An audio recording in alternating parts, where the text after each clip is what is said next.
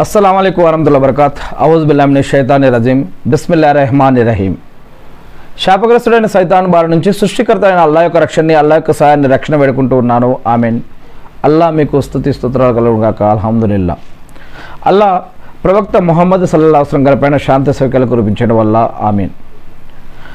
అల్లాహ్ యొక్క చివరి ప్రవక్త ముహమ్మద్ సల్లల్లాహు అలైహి వసల్లం గారు ఒక విషయం తెలియజేశారని హజరత్ ఇబ్నే మసూద్ రజల్లాహు గారు తెలియజేస్తూ ఉన్నారు. ఆ విషయం ఏమిటి అంటే తల్లి గర్భంలో మొదటి 40 రోజుల విషయం గురించి ఒక విషయం చెప్పడం జరుగుతుంది.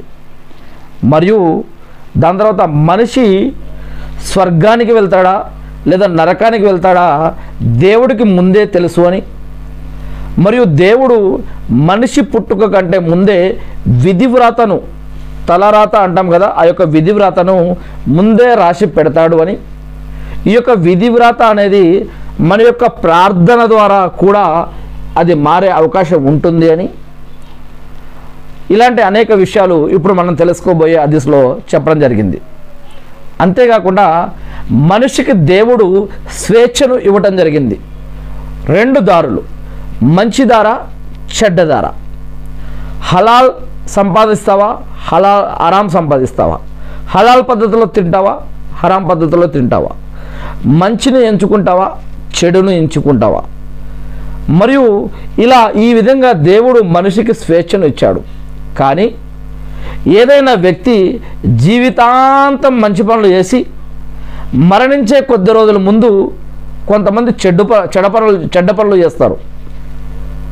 ఈ యొక్క చెడ్డ పని చేసేటటువంటి సమయంలో కనుక అతను మరణిస్తే అతడు నరకానికి వెళ్ళిపోయే అవకాశం ఉంటుంది.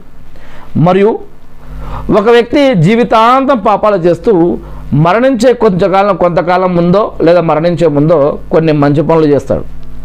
దీనివల్ల అతని పాపాలు క్షమించబడి స్వర్గానికి పోయే భాగ్యం దొరుకుతుంది.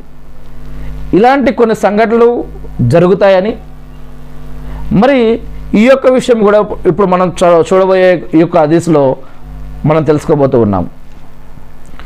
ఈ యొక్క హదీస్ హజరత్ ఇబ్నే మసూద్ రజల్లాహు గారు తెలియజేశారు, ప్రవక్త ముహమ్మద్ సల్లల్లాహు అలైహి వసల్లం గారు చెప్పారు అని.